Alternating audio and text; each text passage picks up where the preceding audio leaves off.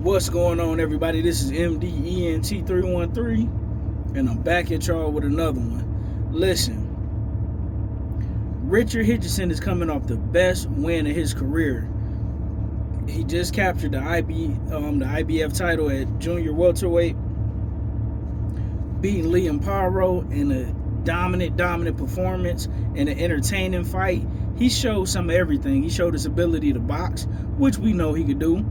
Showed his power, his hand speed, the ability to not just box and stick and move, but he was walking Liam Paro down. He showed everything that you could show. And he called out the WBC champ, the one and only, the undefeated, the youngest undisputed champion in Devin the Dream Haney, who's coming off of his worst performance where he was cheated by Ryan Garcia. Ryan Garcia, he purposely missed weight, so he wasn't weight drained. He took steroids, and, he cheated. He just, did Devin Haney wrong. He was juiced to the gills. It's been proven that, the information is already out there. Plus, he wasn't, like I said, he wasn't weakened from being weight drained.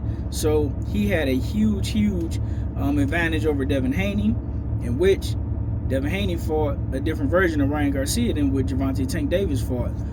But Devin Haney is feeling good. He's motivated. He's back in the gym. He's been back in the gym. He's hungry. Still undefeated. Still sharp. And this got the makings for a classic fight. We know Devin Haney when it comes to boxing. Devin Haney, Shakur Stevenson, Gervonta Tank Davis, Terrence Crawford, they at the top of the game, right? We know Devin Haney can stick and move with the best of them. We know Devin Haney can fight in the pocket, good body punching. I think he's a very underrated body puncher. When Devin Haney sit down on his punches, he's a lot harder. He punch a lot harder than what people think. He was the first person to sit Regis Prograis down. Phenomenal fight. Listen, if this fight were to happen, this would be an amazing fight. Amazing fight. I would look forward to this. I got Devin Haney with the experience. I think he's more skillful. I think Richard Hitchinson's got a little bit more power, but both of them have a good jab. But I think Devin Haney has a better jab. Both got good foot speed, but I think Devin Haney have better foot speed. Both got hand speed. Everything Richard Hitchins brings to the table, I think Devin Haney do it a little bit better. But styles make fights. I haven't seen Devin Haney in there with another boxer that can mimic everything that he do, but not quite as good as him. Now, when it comes to Richardson Hitchins, we seen him in there with another solid boxer, not nowhere near the level of Devin Haney, but we seen that his same style gives him a lot of trouble. Now, Devin Haney has sparred the likes of Floyd Money Mayweather and other skillful fighters, and I believe Devin Haney would pitch an absolute shutout. Worst case scenario, 10-2, but it'll be competitive. It's kind of hard to explain. You got some fights where a guy, let's just say you got two different fights, right? And both guys win 10-2, where in one situation where a guy wins 10-2, he just beat up the guy and dominate him completely. Then you can have another guy who win 10-2 where the rounds are competitive, but you could see that this guy has the upper hand, but he's just not punishing his guy the way that in my other example, that guy just beat up and punishes and pummels his guy.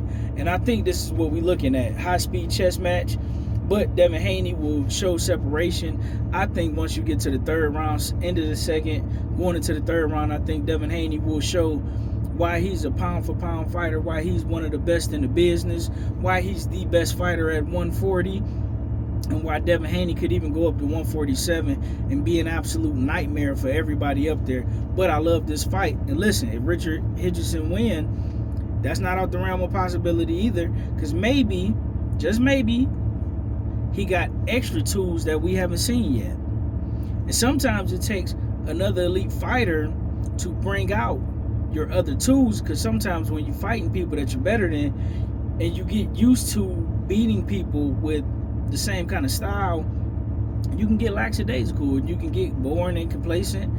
And listen, it's hard to use other tools when you don't have to. And I believe that's what happened with Earl Spence when he fought Terrence Crawford.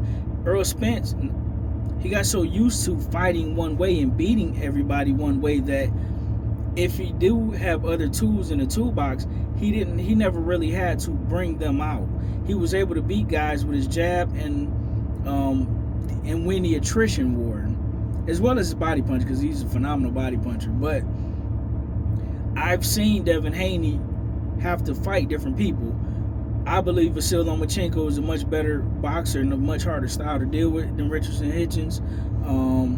I believe Regis Prograis have much more punching power than Richardson Hitchins, and I also believe that Ryan Garcia has a lot more punching power and a lot more hand speed, and presents not the same level of boxing that Richardson Hitchins present, but the power and the hand speed dynamic in a different level of danger. So with Devin Haney being in there with more styles, even Jorge Linares, who got crazy bizarre hand speed and menacing punching power, Devin Haney's just fought more styles. I've seen him do different things. I've seen him use different tricks, and I've seen him at the highest level. I'm interested in this fight. I pay my money to see it, and I got Devin the Dream Haney pitching a shutout. Worst case scenario, 10-2, and I see him being the future unified WBC IBF Junior Welterweight Champion en route to unifying and showing up and becoming undisputed at Junior Welterweight. But you guys, let me know what you think in the comment section. Like, share, and subscribe to MDENT313, the best in the business, talking this boxing stuff. Get at me.